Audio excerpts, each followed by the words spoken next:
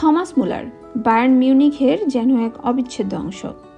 2000 সালে বায়ার্নের বয়সভিত্তিক দলে যোগ দেওয়ার পর থেকেই বাভারিয়ান ক্লাবটিতে খেলছেন এই জার্মান ফরওয়ার্ড। বায়ার্নের প্রতি তার আবেগ, ভালোবাসা ও নিবেদন নিয়ে প্রশ্ন তোলার সুযোগ নেই। সান্তিয়াগো বার্নাব্যুতে গতকাল রাতে বায়ার্নের জন্য নিজের নিবেদন ও আবেগ দুটোই ঢেলে দিয়েছেন 34 বছর বয়সী এই তারকা। মুলারের নিবেদনের কথা উঠলেই সবার আগে চলে আসে ম্যাচের সবচেয়ে বিতর্কিত মুহূর্তটি। যোগ করার সময়ে 13 মিনিটে করা ম্যাথিয়াস ডিলিটের গোলটি। লাইন্সম্যান অফসাইডের পতাকা তোলায় গোলটি বাতিল করেন অভিজ্ঞ রেফারি সাইমন মার্চিনিয়াক।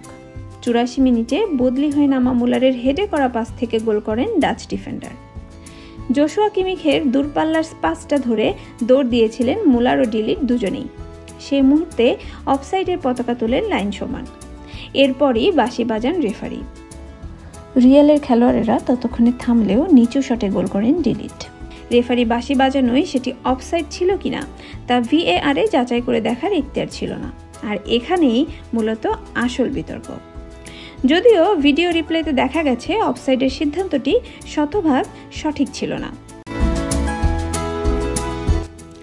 গোলটি বাতিল না হলে 2-2 গোলে ম্যাচের সমতায় ফিরত বায়ার্ন ও ম্যাচ গড়াতো অতিরিক্ত সময়ে। কিন্তু গোলটি বাতিল হওয়ায় সেমিফাইনালের সেকেন্ড লেগে 2-1 গোলে হেরে যায় জার্মান ক্লাবটি। 2 লেগ মিলিয়ে 4-3 গোলের জয়ে চ্যাম্পিয়ন্স লিগের ফাইনালে উঠেছে রিয়াল। স্বভাবতই রেফারির বিতর্কিত সিদ্ধান্তে যোগ করার সময়ে ডিলিটের গোলটি বাতিল হওয়ায় ক্ষেপেছেন মুলার। আর মুলারের এই ক্ষোভ উগরে দেওয়ার মধ্যে দিয়েই বায়ার্নের প্রতি তার ভালোবাসাটার গভীরতা আরও একবার প্রমাণ হয়েছে। ম্যাচ শেষে জোনে ক্ষোভ উগরে দেন মুলার। রেফারির পক্ষপাতিত্বের বিষয় নিয়ে এই অভিজ্ঞ জার্মান ফরওয়ার্ড বলেন, রেফারি VAR এর সাহায্য নেয়নি, তিনি এটা দেখার সুযোগও পাননি। এমন পরিস্থিতি খুব অদ্ভুত, এত দ্রুত বাঁশি বাজালেন, অবিশ্বাস্য সিদ্ধান্ত।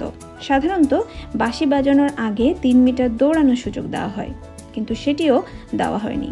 মনে হচ্ছিল রেফারি অফসাইড ডাকার জন্য আগে থেকেই প্রস্তুত ছিলেন। জানি না আসলে কি ঘটেছে। মুলার কিন্তু এখানেই থামেননি। রিয়ালের প্রতি অভিযোগের আঙ্গুল তুলে বায়ার্ন কিংবদন্তি আরও বলেন, দুঃখজনকভাবে মাদ্রিদে এটা প্রায়ই হয়। 2017 সালেও আমাদের সঙ্গে এটা ঘটেছে। ক্রিস্টিয়ানো রোনালদো 2 গোল করেছিল, তবে সেটা VAR এর আগে। উল্লেখ্য, চ্যাম্পিয়ন্স লিগে 2019-20 মৌসুম থেকে VAR প্রযুক্তির ব্যবহার শুরু হয়। 2017 চ্যাম্পিয়ন্স লিগ কোয়ার্টার ফাইনালে প্রথম লেগে বায়ার্নের মাঠে 2-1 গোলে জিতেছিল রিয়াল।